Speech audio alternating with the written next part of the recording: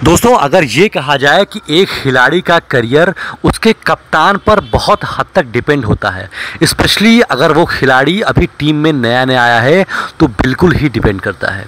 आप चाहे इतिहास के पन्ने पढ़कर देख लीजिए, महेंद्र सिंह धोनी ने स्टार्टिंग फेज़ में जिस तरह से अपने होनहार खिलाड़ियों जैसे रोहित शर्मा, विराट कोहली, रविंद्र जडेजा, आर अश्विन, सुरेश रैना का समर्थन किया था, उससे उन खिलाड़ियों का हौसला कितना बढ़ा और बाद में उन्होंने पूरी दुनिया पर राज किया था। आज की कहानी में मैं ऐसे ही एक कप्तान का जिक्र करने वाला हूं जिसकी कप्तानी के बदौलत उस खिलाड़ी का करियर तबाह होने से बाल बाल बच गया। ये कहानी शुरू होती है साल 1999 में, जब मैच खेला जा रहा था इंग्लैंड और श्रीलंका के बीच।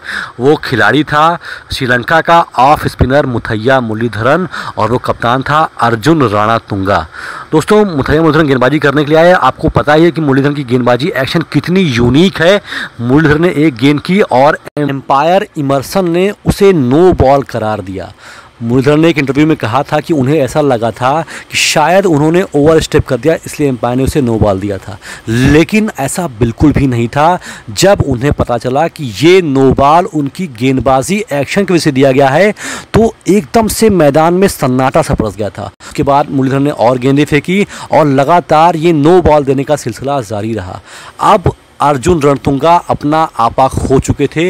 वो पहुंचते हैं एम्पायर के पास और उनसे पूछा कि आखिर ये नो बॉल क्यों दी जा रही है। बहस थोड़ा सा लंबी खिंची और अर्जुन रणतुंगा ने एक ऐसा डिसीजन लिया जिसने उस समय क्रिकेट जगत को चौंका कर दिया था।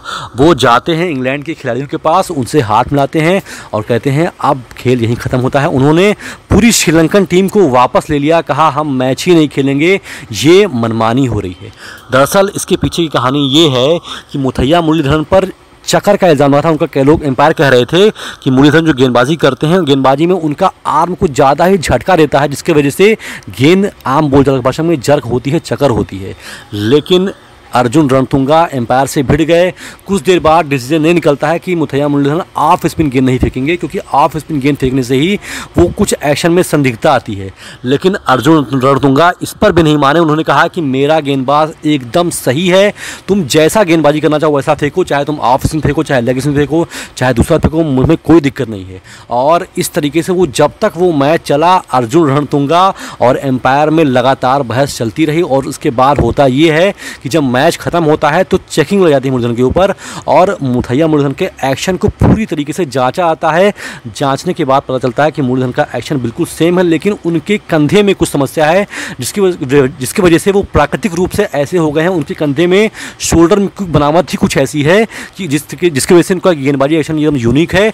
ये कहा जाए कि ये गॉड गिफ्टेड है, भगवान ने उन्हें एक ऐसा गिफ्ट दिया है जिसकी वजह से मुरलीधरन की गेंदें पिन होती हैं और वो चाहें तो गेंदें अपनी फर्श पर भी स्विंग करा सकते हैं।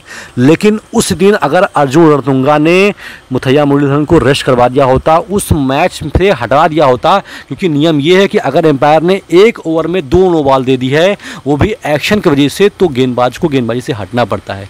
लेकिन अर्जुन रणतुंगा उस दिन एम्पायर से लड़ गए, अड़ गए और उन्होंने पूरा साथ दिया मुरलीधरन का, जिसकी वजह से बाद में मुथैया मुरलीधरन इस समय टेस्ट क्रिकेट में दुनिया में सबसे ज़्यादा विकेट लेने वाले ऑफ स्पिनर बन गए। उन्होंने दुनिया भर में, विश्व क्रिकेट में सबसे ज़्यादा विकेट लिया। ये दिन ना होता अगर उस दिन अर्जुन रणतुंगा एम्पायर से ना भिड़े हुए होते, अगर वो ये ना कहते कि मुरलीधरन बिल्कुल भी सही है, तो शायद आज मुरलीधरन भी किसी गुमनामी के अंधेरे में खो जाते।